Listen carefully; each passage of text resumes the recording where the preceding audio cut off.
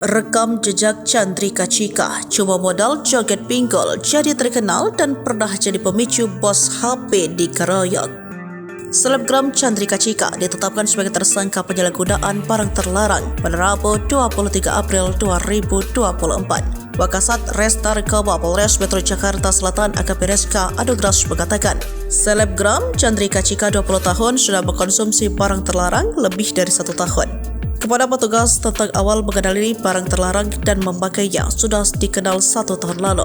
Tak sendiri, ia diciduk bersama 2 teman perempuan dan 3 teman pria lainnya yang diamankan di salah satu hotel yang berada di kawasan Kuningan, Setiabudi, Jakarta Selatan pukul 11 waktu Indonesia bagian Barat pada Senin 22 April 2024. Polisi menjelaskan tidak ada motif tertentu mereka memakai barang terlarang hanya untuk kesenangan saja. Kendati demikian, tes urin tak semuanya menunjukkan positif menggunakan barang terlarang jenis yang sama. Chandrika Chika mulai booming dan dikenal publik usai video dance TikTok viral. Saat itu, ia dance menggunakan lagu Papi Chulo pada tahun 2020 lalu.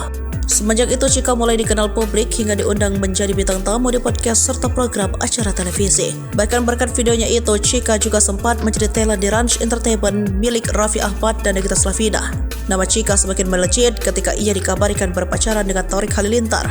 Hal itu juga sempat viral di media sosial beberapa tahun lalu. Tak sampai di situ, usai putus dengan Torik Halilintar, Chika ramai dijodohkan dengan Dimas Ahmad yang juga salah satu talent di Ranch Entertainment. Beres gosip dengan Dimas Ahmad, Chandrika Chika juga sempat disinyalir memiliki hubungan spesial dengan Rico Valentino. Disebut sebagai penyebab Rico Valentino dan Putra Siregar dikeroyok. Diketahui Putra Siregar merupakan pengusaha HP terkenal di Indonesia. Kabarnya saat itu pengeroyokan dipicu oleh seorang teman wanita Rico Valentino, Chandrika Chika, sempat disebut sebagai sosok wanita itu. Alhasil, Chika sempat jadi saksi dalam persidangan Putra Siregar dan Rico Valentino di Pengadilan Negeri Jakarta Selatan.